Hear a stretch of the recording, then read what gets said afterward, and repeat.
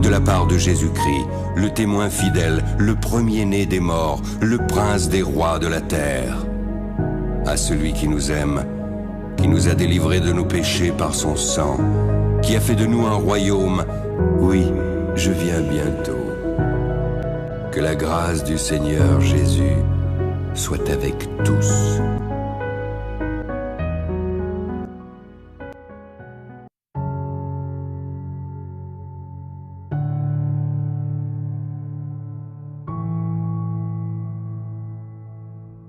Le Covid-19 suit son cours mortel, mais pas mortel au sens des létalités, autant à l'hôpital, que mortel sur le plan psychologique, sur le plan de la population, sur le plan des gens qui ne savent pas comment finir le mois, sur les plans de gens qui ne savent pas quand ils vont rouvrir leurs petits commerces, leurs établissements, etc. Sur tous ces gens, et ils sont des millions. Mais quand Guylaine, 36 ans, maman, qui était restauratrice du restaurant routier Le Kenya à Plougomelen, en Bretagne, eh bien elle s'est suicidée. Parce qu'elle n'en pouvait plus, parce que tout était fermé, parce qu'aucune perspective d'ouverture. Eh bien elle n'a pas tenu le choc, elle s'est suicidée. Comme Alison, à Liège, barbière de 24 ans, coiffeuse. Elle a mis fin à ses jours ce lundi 16 novembre. Elle avait 24 ans, elle venait de lancer son activité début dans le centre-ville liégeois. La crise du coronavirus avait mis à mal son activité. Aucune aide ne lui était accordée, pas même un geste. Ses charges, factures s'accumulaient. Elle ne voyait aucun échappatoire, nous confie l'un de ses proches. Bonjour à tous, j'espère que vous allez bien, moi ça va très très bien. On se retrouve aujourd'hui donc sur une vidéo où nous allons parler aujourd'hui d'un sujet qui est d'actualité malheureusement et qui est vraiment très triste. Il s'agit donc des suicides. Alors si aujourd'hui malheureusement tu es dans une optique de t'ôter la vie, de te suicider pour être tranquille, peut-être parce que tu as des gros soucis de famille, peut-être parce que ton époux ou ton épouse t'a quitté, peut-être parce que à cause du coronavirus tu as perdu ta société, ou pour beaucoup d'autres raisons. J'ai moi-même dans ma famille quelqu'un qui s'est ôté la vie, qui n'était pas en Christ, donc qui ne connaissait pas le Seigneur, et à la suite d'une longue dépression, il s'est pendu. Donc je voudrais aujourd'hui vous parler de ce sujet. Nous allons regarder quelques chiffres et nous allons voir comment Dieu voit la chose et qu'est-ce que Dieu nous promet. Je vais essayer aujourd'hui à toutes les personnes qui écoutent cette vidéo et qui ont, on va dire, un esprit qui n'est pas forcément dans une optique de bonne résolution, mais plutôt dans une optique de vouloir se faire du mal à soi-même. Je vais vous donner aujourd'hui de l'espérance, je vais vous donner de l'espoir et je vais vous montrer à travers la parole de Dieu, à travers la Bible, comment Dieu vous voit et ce que Dieu pense de vous. Mais on parlera aussi de ce que Dieu pense du suicide. Vous allez voir que le Seigneur vraiment vous aime et que vous avez à ses yeux un prix beaucoup plus important que votre estime personnelle. Aujourd'hui, peut-être que tu te dégoûtes, peut-être que tu n'as pas envie d'aller loin dans la vie parce que la vie te dégoûte en elle-même, mais Dieu nous a fait des promesses à travers la personne de Jésus-Christ, et Jésus a été rempli de promesses pour les apôtres, mais aussi pour les générations qui allaient suivre. Et vous allez voir, la parole de Dieu est vraiment très claire sur ce point. Alors il faut savoir qu'aujourd'hui, il y a environ 9000 décès par suicide par an en France. Donc la France, c'est vraiment représente un des taux de suicide les plus élevés d'Europe. Donc en France, on est vraiment fortement touché par le suicide. Vous vous rendez compte, 10 000 âmes qui décèdent, qui meurent, qui partent à la perdition chaque année.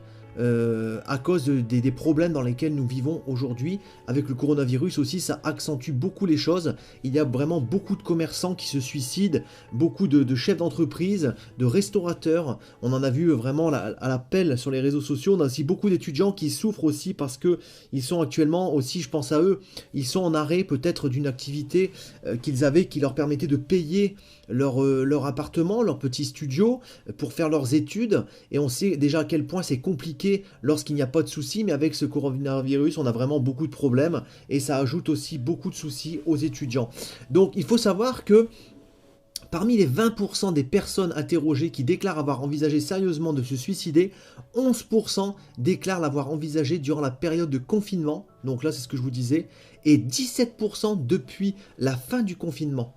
Donc on voit que les gens, pendant le confinement, mais aussi après le confinement, la situation est devenue encore plus dramatique pour elles, et justement, il y a plus de personnes qui pensent à se suicider à cause de cette crise, à cause de ces problèmes économiques que nous vivons actuellement et qui, faut le dire, vont certainement s'accentuer.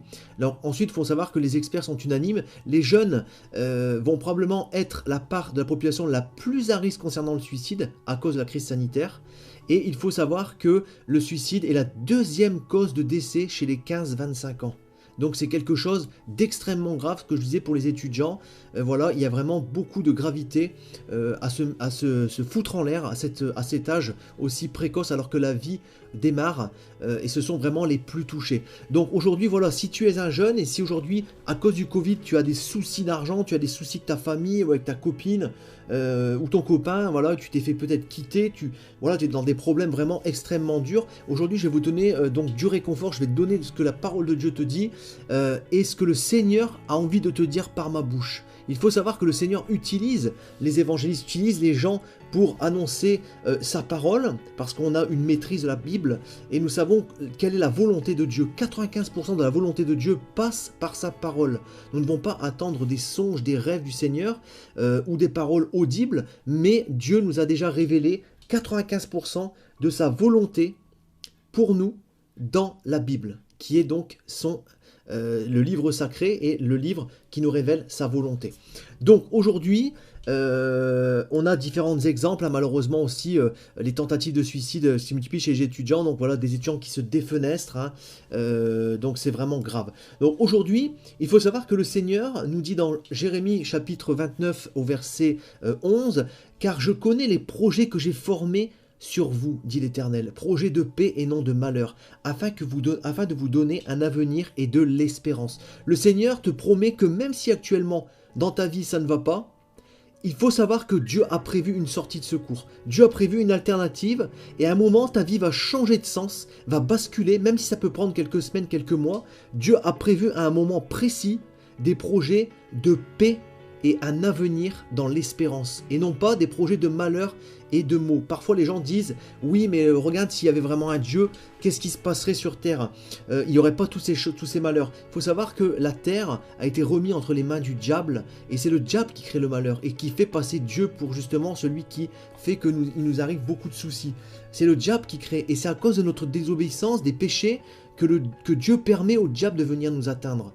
Mais par contre, lorsque nous marchons dans l'obéissance, lorsque nous abandonnons le péché, que nous acceptons le Seigneur Jésus-Christ dans nos vies, le Seigneur nous protège et dit au diable, comme il l'a dit à Job, « Tu peux l'embêter, mais par contre, je ne te permets pas de toucher à son âme. » Dieu peut permettre au diable ou lui dire complètement « Non, je t'interdis », quand la personne marche vraiment dans l'obéissance loin du péché, Dieu dit au diable « Tu arrêtes, tu ne l'embêtes plus. » Il est à moi, il obéit, tu n'as aucune raison d'aller l'attaquer. Et c'est ce que le Seigneur nous dit également dans ce verset. Il a prévu des choses belles pour nous et non pas des projets de malheur, car Dieu ne crée pas le mal. Nous devons le savoir. Nous pensons souvent, mais Dieu ne crée absolument pas le mal. Donc ça, c'est quelque chose vraiment d'important à comprendre. Ensuite, dans Luc chapitre 12, versets 6 à 7, qu'est-ce que Jésus a dit aux apôtres? Jésus a dit, « Ne vend-on pas 5 passereaux, donc 5 oiseaux, pour 2 sous ? Cependant, aucun d'eux n'est oublié devant Dieu. Et même les cheveux de votre tête sont tous comptés. Ne craignez donc point, vous valez plus que beaucoup de passereaux. » Donc Dieu nous dit que parfois, voilà, il y a des choses qui se vendent, mais Dieu n'oublie pas même un oiseau. Alors imaginez-vous comment Dieu doit nous aimer. Nous, les êtres humains, nous, sa création, n'oublions pas que nous avons été faits à l'image de Dieu. Donc Dieu est comme nous. Dieu a l'apparence d'un homme. Dieu a des sentiments. Dieu a des tristesses. Dieu a des colères.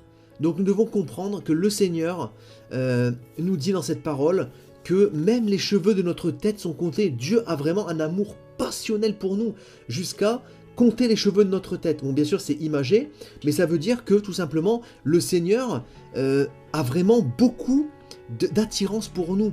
Il nous connaît vraiment à la perfection.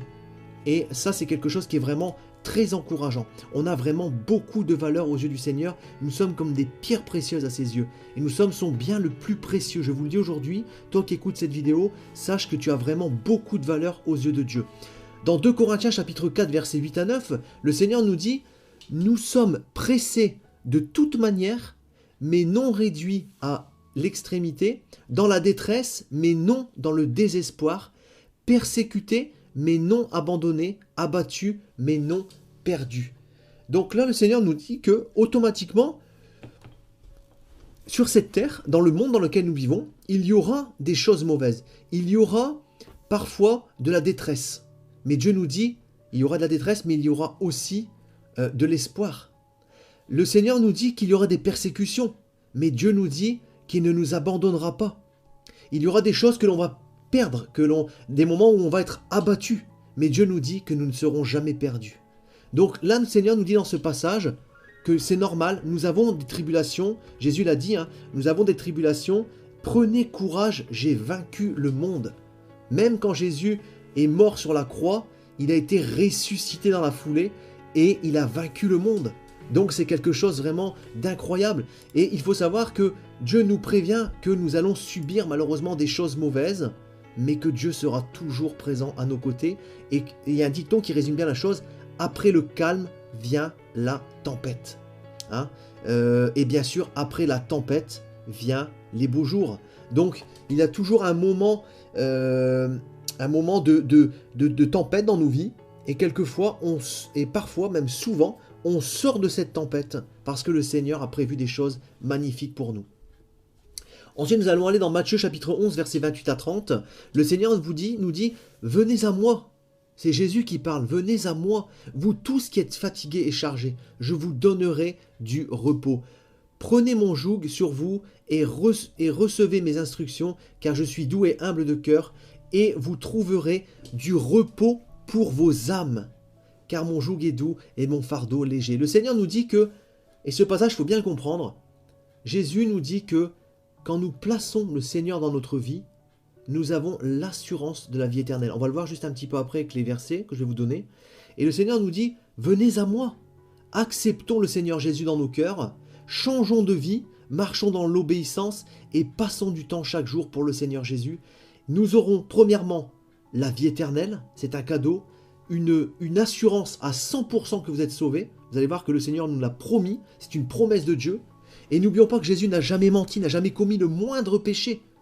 Donc, aujourd'hui, ne pas le croire, ce serait vraiment une grave erreur. Le Seigneur Jésus nous a toujours dit la vérité, nous a toujours guidés. Et aujourd'hui, lorsque nous acceptons le Seigneur Jésus, nous avons le cœur qui est rempli de paix et de joie. Et nous avons cette assurance de la vie éternelle. Ça, c'est quelque chose vraiment d'incroyable.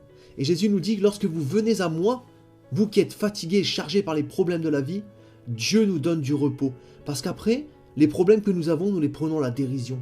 Nous relativisons. Nous sommes quotidiennement dans la paix et dans la joie. Et nous savons que même si demain la mort nous frappe, comme elle peut frapper malheureusement des personnes dans la rue, à n'importe quel âge, la mort ne prévient pas, nous savons que même si nous quittons ce monde, nous aurons l'éternité dans la présence de Dieu. Le Seigneur nous dit également dans Ésaïe 41, chapitre 10, donc chapitre 41, pardon, verset 10, « Ne crains rien, je suis avec toi. » Dieu nous dit de ne rien craindre, il est avec nous. Ne promène pas tes regards inquiets, car je suis ton Dieu, je te fortifie, je viens à ton secours, je te soutiens de ma droite triomphante. Dieu nous fait des promesses incroyables, je me dis bien à ceux qui obéissent. C'est pour ça que Jésus a toujours prêché la repentance, l'abandon de l'ancienne vie de pécheur pour marcher en nouveauté de vie. Et c'est ainsi que nous plaisons à Dieu dans l'obéissance et la mise en pratique de sa parole. Et c'est ainsi que nous avons cette relation puissante avec le Seigneur Jésus, cette aide quotidienne, cette paix, cette joie que procure le Saint-Esprit dans nos vies. Jean chapitre 14, verset 27, Jésus a dit avant de partir, « Je vous laisse la paix, je vous donne ma paix. Je ne vous donne pas comme le monde donne, que votre cœur ne se trouble point et ne s'alarme point. » Dieu nous donne l'éternité. Il ne nous donne pas quelque chose dans le monde et des reproches qui nous seront faits par la suite. Dieu nous donne la vie éternelle, ne la reprend pas. Dieu, même si parfois malheureusement nous retombons dans un péché, Dieu est toujours là, prêt à pardonner parce qu'il est miséricorde, lent à la colère et compatissant. Donc Dieu nous pardonne et Dieu nous donne la paix dans nos cœurs. Dans Philippiens chapitre 4 verset 8, « Au reste frères, que tout ce qui est vrai, tout ce qui est honorable, tout ce qui est juste, tout ce qui est pur, tout ce qui est aimable, tout ce qui mérite l'approbation, ce qui est vertueux et digne de louange, soit l'objet de vos pensées. » L'apôtre Paul nous exhorte dans Philippiens, par une parole du Seigneur, à placer dans nos vies tout ce qui est honorable, juste, pur, aimable, et tout ce qui mérite l'approbation, tout ce qui est vertueux et digne de louange. Ayons un comportement, ayons nos pensées dirigées vers tout ce qui reflète la gloire de Dieu.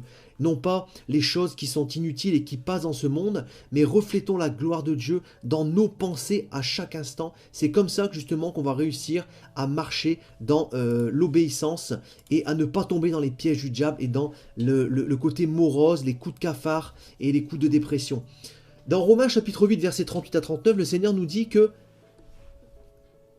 j'ai l'assurance que ni la mort, ni la vie, ni les anges, ni les dominations, ni les choses présentes, ni les choses à venir, ni les puissances, ni les hauteurs, ni la profondeur, ni aucune autre créature ne pourra nous séparer de l'amour de Dieu manifesté en Jésus-Christ notre Seigneur. Dieu nous le dit, il n'y a absolument rien qui peut nous séparer de Dieu. Lorsque nous acceptons le Seigneur Jésus dans notre cœur et dans notre vie, nous avons cette assurance d'avoir la vie éternelle. Bien sûr, il faut, comme le Seigneur l'a dit, on ne peut pas entrer dans le royaume des cieux sans marcher en nouveauté de vie. Bien sûr, marcher en nouveauté de vie signifie d'abandonner notre ancienne vie de pécheur et de marcher selon l'esprit, non plus selon notre chair qui va nous pousser à faire des choses mauvaises, la pornographie, coucher à des filles, boire de l'alcool, toutes ces choses-là ne sont pas des choses que Dieu tolère. Donc nous devons abandonner ces choses, vivre une vie consacrée au Seigneur, naître de nouveau selon notre esprit, comme je le dis souvent, et ainsi, Dieu nous dit que nous avons la certitude de la vie éternelle. Et dans 1 Jean chapitre 5 verset 13, le Seigneur nous dit que « Je vous ai écrit ces choses afin que vous sachiez que vous avez la vie éternelle, vous qui croyez au nom du Fils de Dieu. » C'est ce que je vous disais juste avant. Le fait de placer notre foi envers le Seigneur Jésus-Christ nous donne l'assurance de la vie éternelle. Il n'y a plus de doute possible. Si demain la mort vous frappe, vous êtes dans la présence de Dieu. Donc voilà ce que je voulais vous dire aujourd'hui. Il y a plusieurs exemples dans la parole de Dieu qui nous ont parlé donc des suicides. Il y a plusieurs personnes qui se sont suicidées. Eux, ils étaient tous dans un état de péché. Donc il y a Judas, il y a Saül, il y a aussi donc Achitophel qui se sont suicidés. Donc bien sûr, le suicide est un rejet de la vie de Dieu. On rejette sa vie qu'il nous a donnée et Dieu seul est en droit de décider quand et comment une personne doit mourir. Donc mes frères et sœurs, voilà, toi qui écoutes cette vidéo, je t'encourage à ne pas faire cette bêtise. Je t'encourage à rechercher auprès de chez toi une église évangélique, à écouter mes vidéos, à te fortifier par l'apprentissage de la parole. Ça peut être en lisant ta Bible, ça peut être en écoutant des enseignements de pasteurs, ça peut être aussi en allant dans des églises évangéliques. Voilà, donc aujourd'hui, je t'encourage à ne pas faire cette bêtise. Le suicide est tout simplement une arrivée plus rapide dans l'enfer.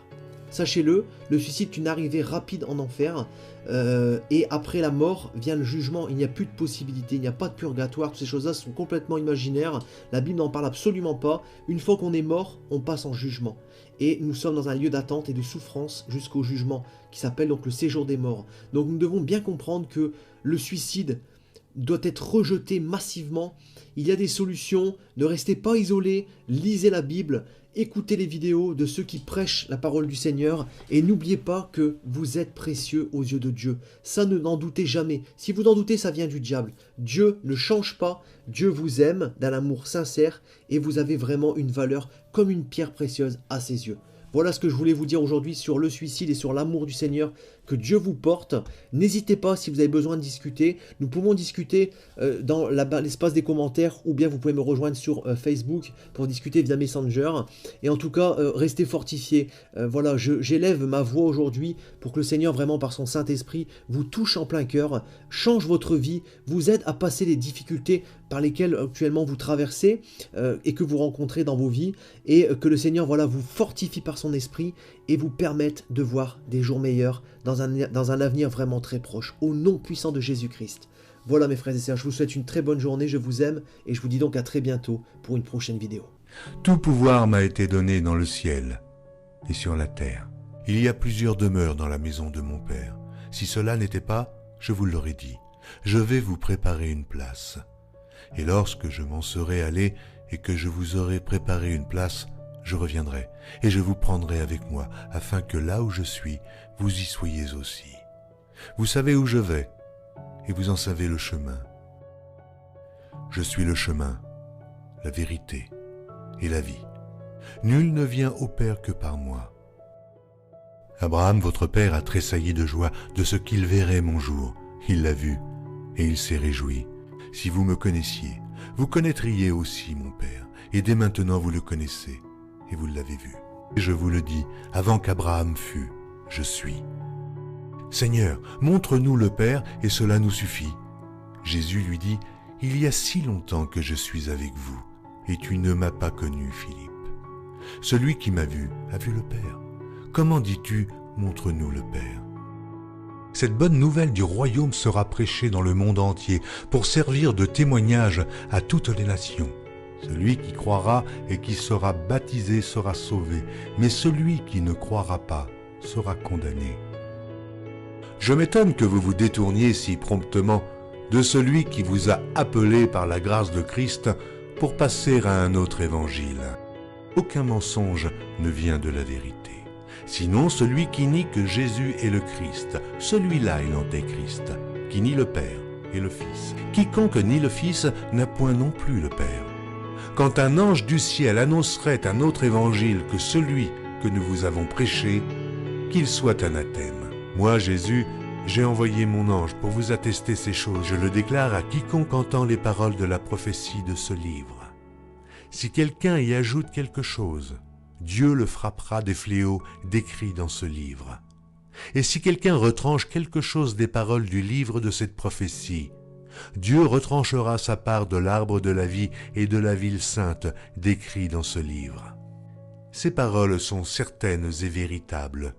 Et le Seigneur, le Dieu des esprits des prophètes, a envoyé son ange pour montrer à ses serviteurs les choses qui doivent arriver bientôt. Et voici, je viens bientôt. Heureux celui qui garde les paroles de la prophétie de ce livre.